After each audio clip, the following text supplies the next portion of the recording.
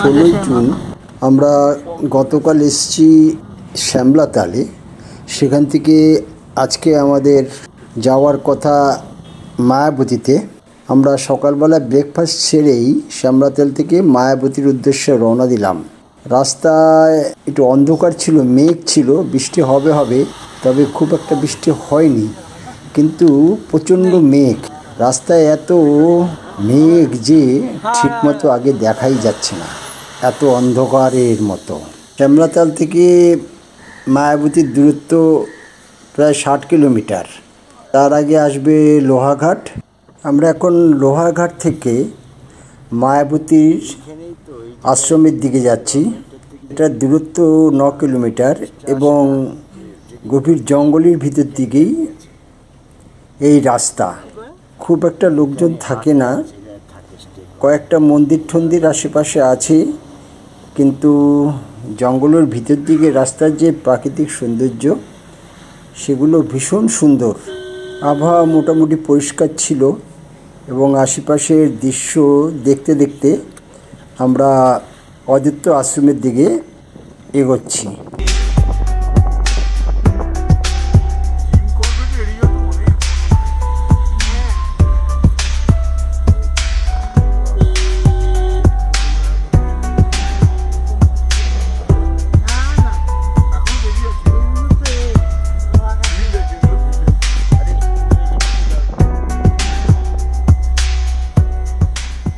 এরপরেই আমরা এসে পৌঁছালাম মায়াবতী অদ্বৈত আশ্রমের গেটের সামনে। এই সামনেই আশ্রম মায়াবতী। এই আশ্রম তৈরি করেন সেভিয়ার।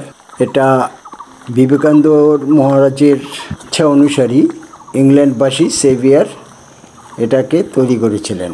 আরও অনেকের অবদান আছে, তাই এটা তৈরি করেছে। এখানে কোনো পূজা পাঠ হয় না, এটা অদ্বৈত আশ্রম। এখানে খালি মেডিটেশন মানে ধ্যান করার জন্যই এই আশ্রম তৈরি করা হয়। ধ্যান রুম আছে এবং পাশে একটা বড় গ্রন্থাগারও আছে।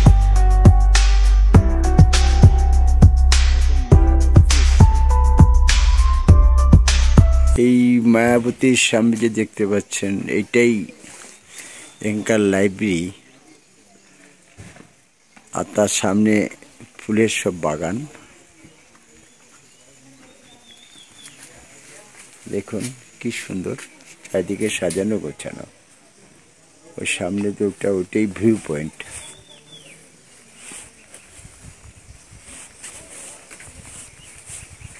আর এটা সামনে মেডিটেশন রুম।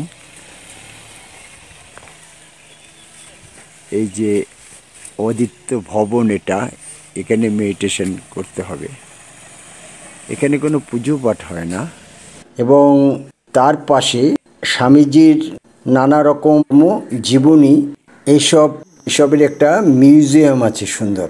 সবচেয়ে প্রথম এই আশ্রম থেকেই এখানকার গ্রন্থ বেরোতো এবং সেই গ্রন্থ এখানেই ছাপা হতো, এবং সেই মেশিন টেশিন এবং নানা রকম আগেকার সেই সামগ্রীও এই মিউজিয়ামে খুব সুন্দরভাবে রাখা আছে। আশ্রমের সামনে প্রচুর ফুল। এখন কিছুটা ফুল কমে এসছে। ফুলের সময় ভীষণ ভালো ফুল হয় এখানে, এবং চারিপাশটাও খুব সুন্দর, নানা রকম গাছে একদম ভরা। প্রাকৃতিক সৌন্দর্য ভীষণ। সবচেয়ে বড় কথা, একদম নিস্তব্ধ, কোনো রকম আওয়াজ খুব একটা নেই।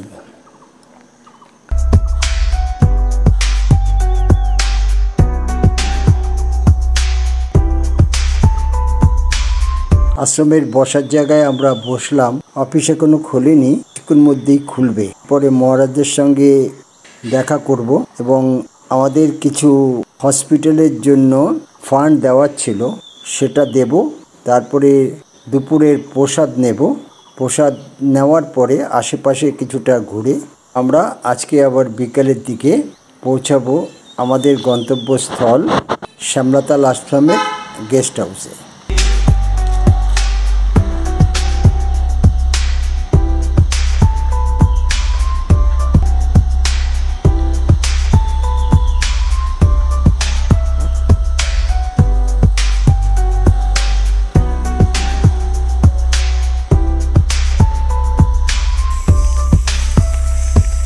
সামনে দেখতে পাচ্ছেন এটাই হসপিটাল। যত জায়গা আছে সেই জায়গার মধ্যে একটি মাত্র হসপিটাল নেই। ছোট অনেক গ্রাম আছে এই জঙ্গল বেষ্টন করে, তাদের শুশ্রূষার জন্যই এই হসপিটাল তৈরি করেছে মায়াবতী অদ্বৈত আশ্রম। হসপিটাল পরিদর্শন করার জন্য এসেছি এবং সব ডিপার্টমেন্টগুলো একটু ঘুরে ঘুরে। এই হসপিটালে প্রায় সব রকম পরিষেবাই পাবেন। আমরা এখন সেই তাদের কাজকর্ম এবং তাদের পরিষেবা এসব দেখলাম। সবচেয়ে বড় কথা, হসপিটালটা খুব সুন্দরভাবে সাজানো এবং চারিপাশেই দেখতেই পাচ্ছেন কি সুন্দর গাছগাছালি পুরো দিয়ে ভর্তি, এবং এখানকার স্টাফদের জন্য থাকার জায়গাও আছে পাশে, এবং বিশেষ করে গেস্টদের জন্য সুন্দর থাকার জায়গা আছে। কিন্তু এখন ওই ধর্মীয় রিট্রিট চলছে, তার জন্য আমরা ঘর পাইনি। আমরা আগেও দুবার এসেছি, আসবেন, ভীষণ ভালো লাগবে। দুপুরের প্রসাদ গ্রহণ করার পরে আমরা মহারাজকে বললাম যে আমরা একটু ধর্মগড়ে যাব। প্রথমে মহারাজ বলল যাবেন, কিন্তু সেখানে খুব একটা রাস্তাঘাট ভালো না এবং ভীষণ জোক, এবং যদি বৃষ্টি হয় তাহলে কি করবেন। আমরা নাছোড়বান্দা না, আমরা যাবই। গতবার এসেছি তখন খুব বৃষ্টি, যেতে পারিনি, এবার যাব।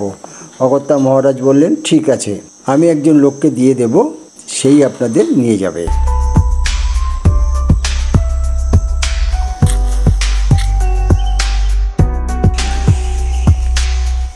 এই যে গেট, আমরা এখন যাচ্ছি ধরমগড়, যেখানে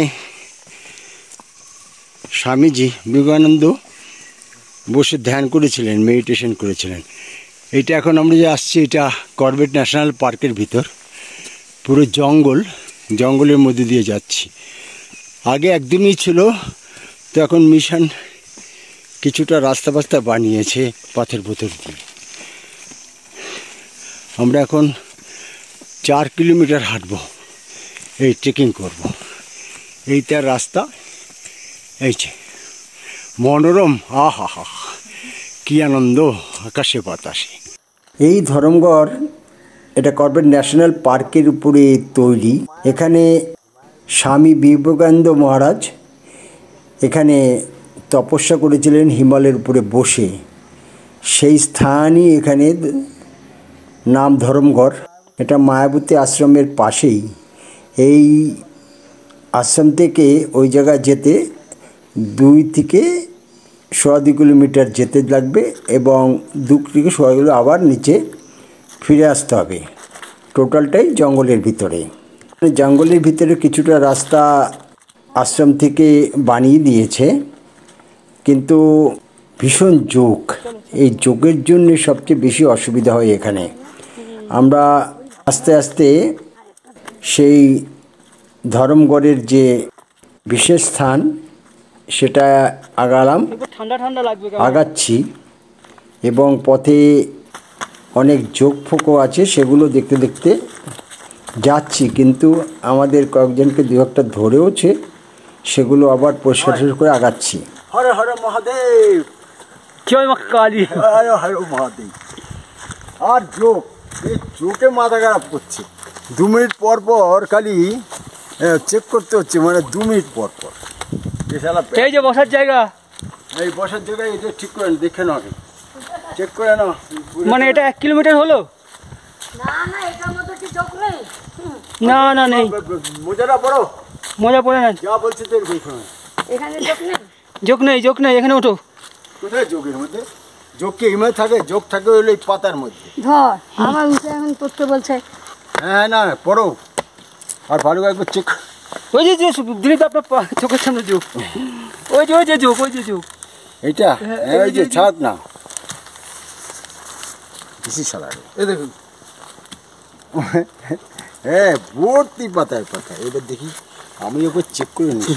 বসেন থেকে জানি, এখন ধরে রাখলে সে বোঝাও যায় না হারামি বাচ্চা।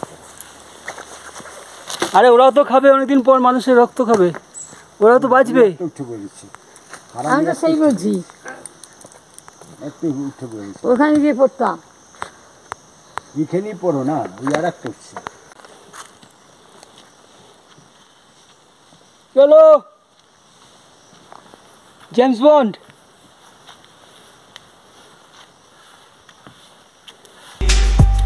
Schwarzenegger অ্যাসিস্ট্যান্ট তো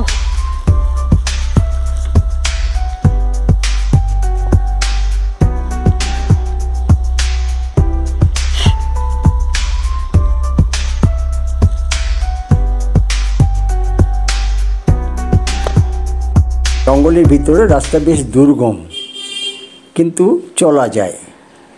আমাদের সাথীরা সবাই এক এক করে আস্তে আস্তে উপরের দিকে জঙ্গলের শোভা দেখতে দেখতে এবং সঙ্গে নিচের জোকও দেখতে দেখতে আমরা এগোচ্ছি। রাস্তার মধ্যে মধ্যে একটু বসে প্রায় 1.5 ঘন্টার মতো যেতে আমাদের লাগলো। অবশেষে আমরা পৌঁছালাম ধরমগড়ের সেই মহারাজ যেখানে ধ্যান করেছিল সেই জায়গায়। অবশেষে আমরা এই ধরমগড়ে চলে এসেছি। এই যে স্বামীজি যেখানে বসে ধ্যান করেছিল সেই তার ঘর, এবং এটা বিল্ট ইন মে 1997 এটা ধ্যান করেছিলেন। এটা করবেট ন্যাশনাল পার্কের মধ্যে। আমরা ধ্যানস্থলে এসে পৌঁছেছি। এই ধ্যান স্থানটি এখন একটি ঘর বানিয়ে দিয়েছে। তার কারণ এখানে জঙ্গল, তো সেই জঙ্গলের মধ্যে নানা রকম জন্তু জানোয়ার আসতে পারে এবং তা অ্যাটাকও করতে পারে। তার জন্য এই ঘর তালা দেওয়া থাকে, সঙ্গে মানুষ পাঠায়, সঙ্গে হেল্প করার জন্য একজন প্রহরী তাকে পাঠায় এবং তার হাতে চাবি থাকে, তিনি খুলে দেন এবং সেখানে বসে ইচ্ছুকরা ধ্যান করে। আমাদের লোকরাও কিছুক্ষণ বসে ধ্যান করলো।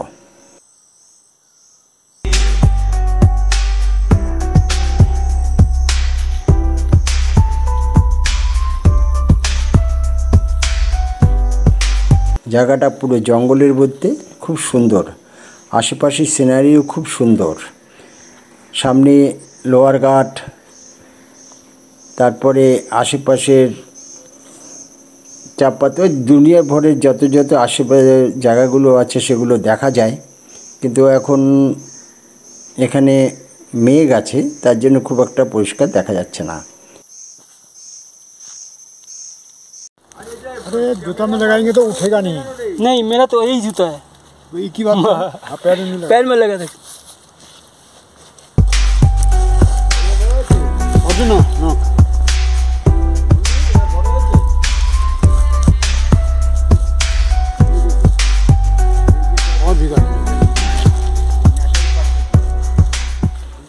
এসব পরিদর্শনের পর কিছুক্ষণ ওখানে থেকে একটু বিশ্রাম নিয়ে আবার আমরা নিচে নামতে শুরু করলাম। আমরা সমাপ্ত করে এক এক করে আসছি, এগোচ্ছি।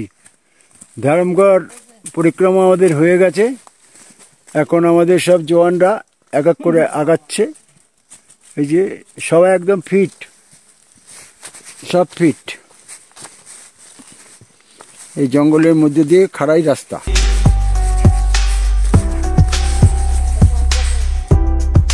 আধা ঘন্টার মধ্যে আমরা এসে পৌঁছালাম মায়াবতী আশ্রমে। অবশেষে মহারাজের সঙ্গে দেখা করে আমরা রামলাতাল আশ্রমের দিকে রওনা দিলাম।